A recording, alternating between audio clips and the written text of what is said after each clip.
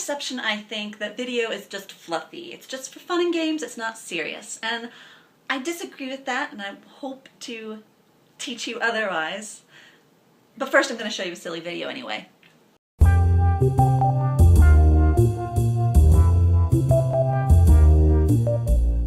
We've done the research, and you, the community, have spoken.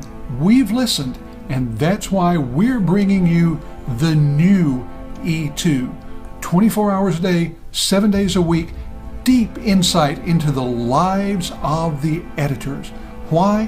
Because we know it's what you want.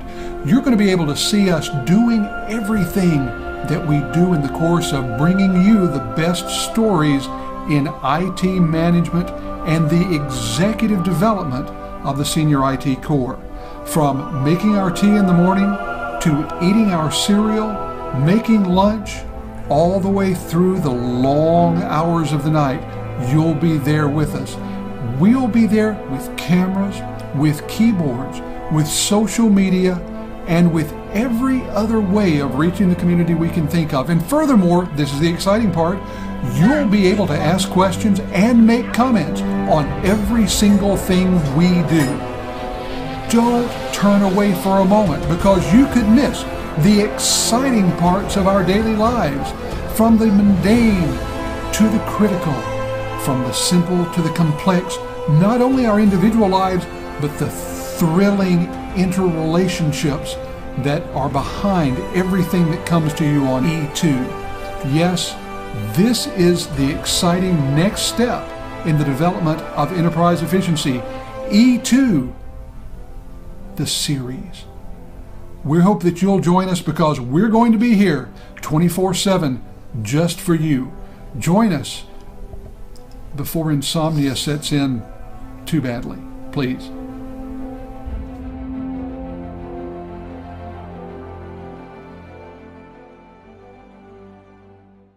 So that's something that we did on E2 for April Fool's Day, and we trot it out every once in a while because we're terribly amused by ourselves.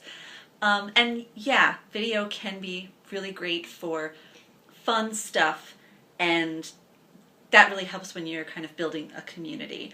And there are other reasons to do it. Obviously, if you're working on a story that has a strong audio visual component to it, video is preferable. If you're doing a demo or a tour of a facility, or if you're just trying to capture the vibe of an event, get a feeling for the action without having to waste words on it. Something when Sony decided to get a patent for smart wigs, my colleagues decided that I was the perfect person to do a video blog about it, because I have rather severe alopecia, so I wear wigs. So it was a perfect opportunity to show off all of them in one little video blog. Those are all good reasons for using video, but that's kind of obvious, I think. So there really are other reasons to use video, and I want to go over those with you. They're purely editorial reasons. So first of all, I feel like video gives you more control over how your audience digests the content. What do I mean by that? What I mean is, when you're writing a story, you know that there's sometimes one sentence that is your favorite. It's the one that you want to make sure everybody reads, because it's kind of the key to everything. For whatever reason, it can't be your lead, it's got to be in the middle, but it means a lot to you. Now, when you're writing online, you know that people are just going to scan it. They might never read that sentence at all, or they might pass over it without really thinking about how important it is. But when you use video, you don't have to rely just on punctuation. You can use other ways to indicate this is important. You can slow your voice down. You can change the volume of your voice. You can use gestures. You can look at the camera in a really intent way. Or if you're doing just kind of a rant about something, the emotion, the passion in your voice can come across really well in video, and sometimes better so. Not all the times, but sometimes better than it does in text. So that's one way that I think, that's something I really value about video, is that control that you can have. Another thing is that it can be helpful when you're interviewing other people.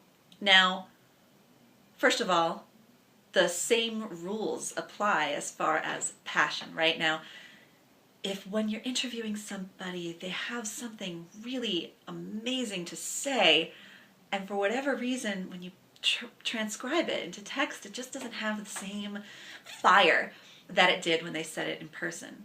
And you could write in there, his eyes welled up with tears and his voice crescendoed because he became so passionate. But most of the time as journalists, you don't want to editorialize somebody's quotes quite that much. If you simply show a video clip of the person saying that, then the audience gets it without you having to write something that makes you feel a little oogie. And the other thing that's great is, you know, that there are those people who sound great on camera, but don't work so well once you translate them. And here's what I mean. This is a clip of somebody I interviewed at RSA. With the work we did on the WebView bug on Android in particular, before we took a crack at that, it was kind of believed that that would be kind of similar to how the iOS bug is, the more recent iOS bug, where you have to like man in the middle of the device, which means you have to be on the same network, like physically on the same network, you know, nearby at least. Like your attacker has to be like over there, not like over in China, you know. And so that was kind of the threat model. But So in that clip, he's not super eloquent, but he's kind of charming and intelligent, and he is saying something that's important to mobile malware.